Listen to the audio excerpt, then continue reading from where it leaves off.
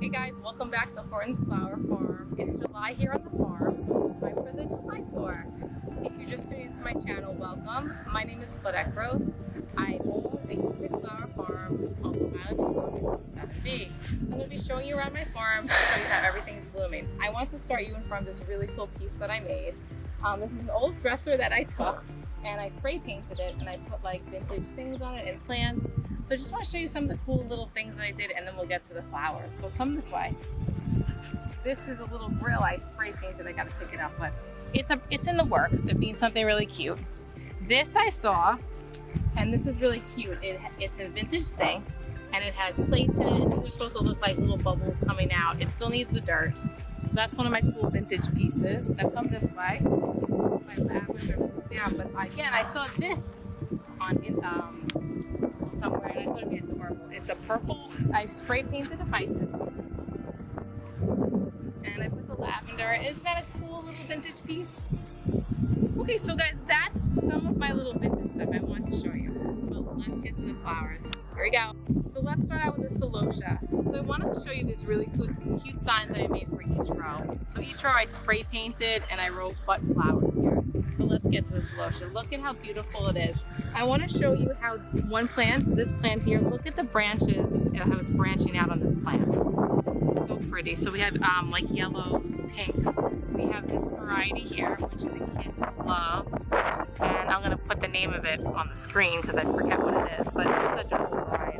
So yeah, I mixed all the varieties in. I like that for the upick for the kids because I think they have a lot of fun like finding all the different ones and cutting it. I put in here flamingo feathers that are beautiful.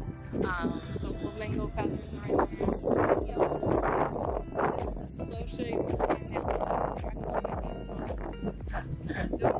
You guys need this color.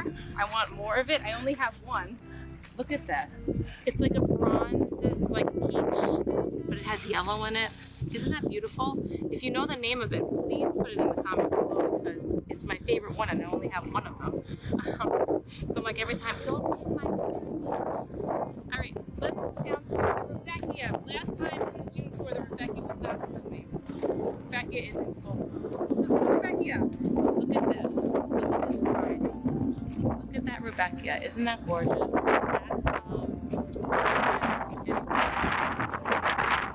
This is like Indian summer. Correct me if I'm wrong, but that's that one. This one is the cherry and very more like with the fall tones, but so pretty in there. So look at this whole row. I think Sahara's in here. I might be wrong on that one, but I gotta get my Rudbeckias better in my brain. And if you look back, we have one more row there. You can see it that way.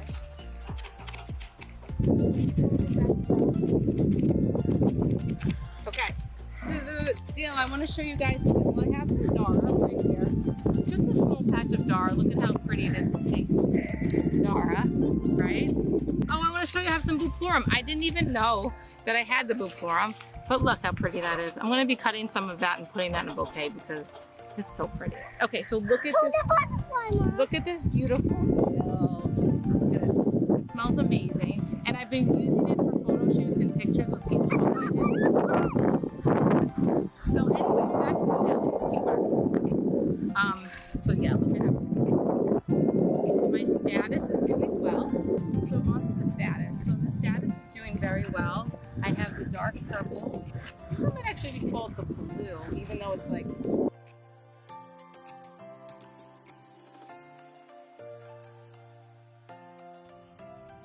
Okay, so as you can hear in the video, it got really windy. So I just want to tell you what I was pointing at. So I'm just showing you the row of status. The colors I grew on it and which I'm showing are white, light purple, some peach. And I was just explaining how the status dries really well. It basically stays to what it looks like. So it's an awesome dried flower. So I'm just explaining in the video how much as you can see, my hat's falling off because it's so windy. So yeah, so that's the status row. And now I'm pointing and we're going to the zinnias.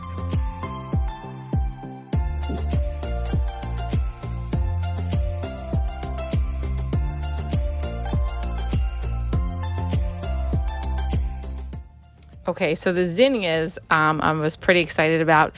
The zinnias, I was just saying that I started the first batch from seed, and you could see how much taller they are than the other ones yet. I pinched them, and they're doing super well. So the other ones that I show next are the ones that were started from direct seeding in the ground, and they're a lot shorter. And the other ones that I step over to are the Queen Lime series. It was the Queen Lime. The first batch was the Queen Lime Blush, I think. And then it was the Queen Lime Reds. And then the Queen Lime, yeah, the reds are so pretty. The Queen Lime Oranges. So I was just basically saying I don't even know which one is my favorite because they're just so full and beautiful. So those are the Queen Limes. And I think I said these were direct seeded. So they are doing really well for being direct seeded. They're pretty much like a nice tall size. So those are the zinnias. Okay.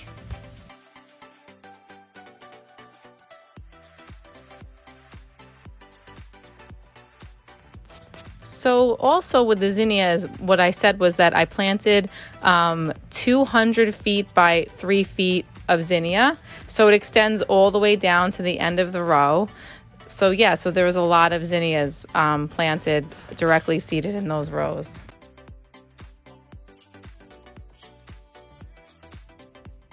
So the zinnias, what I was saying is that they're going to fill out and get really bushing out, really tall. So it's going to be a lot bigger than it looks now. So I'm excited to see over the weeks how much it grows and becomes quite large. It's going to look awesome for the photo shoots I do. So the next one I show you in the video are the Cosmos. So basically I'm just explaining how the Cosmos were direct seeded. I'm not really cutting off of them yet because they're very short, so they've been pinched back so they get larger. The orange ones I planted definitely came up first. So those I was able to cut off of. I also show in there that I have one of the double click, so I planted some double click varieties. And again, these were planted like the zinnias, 200 feet by 3 feet. And also they will get, just like the zinnias, even taller to like last year they were like 6 feet high and they really bushed out. So they're going to be beautiful. Okay guys, so this is the sunflower row. This is just a succession planting planted a couple weeks ago. You'll see these are the bigger ones right here. So this is the whole row of my succession of sunflowers. And it goes all the way down that way. I had some weird spotty germination right here.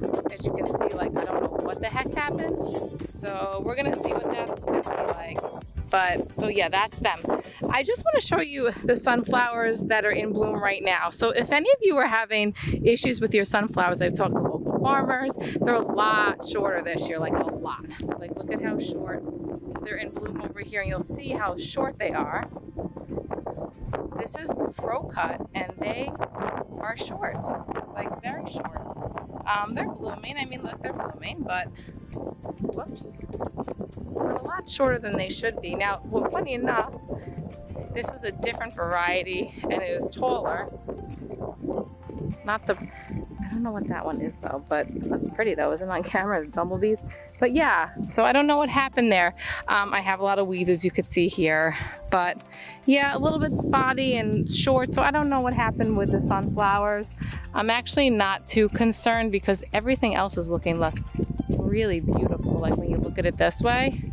I had somebody here, a local influencer, and I was like, oh no, my sunflowers aren't doing well. And she's like, oh, everyone has sunflowers, but nobody has all of this.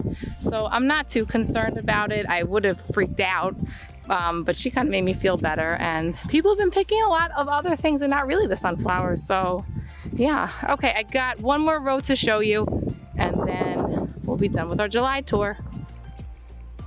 Guys, look at how pretty the little bouquet I made out of straw flowers and statice, and the entranceway here is. And you know what the best part is? This I could use over and over because they'll dry and I could just use them. All right, just want to show you that. And then there was one more thing I want to show you down here. We put up a sunshade for events to have like yoga under there. It's windy today, so it's blowing around. But look at how pretty that looks and provides like shade. So it's very cool. It wasn't that expensive. The shade from Amazon was probably like 80. The poles were like 20 each. So, I mean like $140, but very cool, right? Look how pretty that looks. So the straw flowers are almost done with their first flush. Some of them are going to seed if you want to see what the seed looks like. Look. Is that good? So watch this. That is straw flower seed. Isn't this cool? Look at that. All seeds. So yeah, it's going to seed on some. I'm going to cut them back. Some of them are still beautiful. They're beautiful. I use them for photo shoots. They came out great. So let's pan over to China asters. China asters are nice and pretty. They're delicate. I'll just show you one pretty variety that the kids are loving. Maybe we're going to plant more of this next year. They love like the cactus color. So they've really been picking that. The girls love purple, so maybe more purple next year. All right, guys, so that's it for the July tour. Next month, thanks for joining me. Like and subscribe. Follow me on my journey.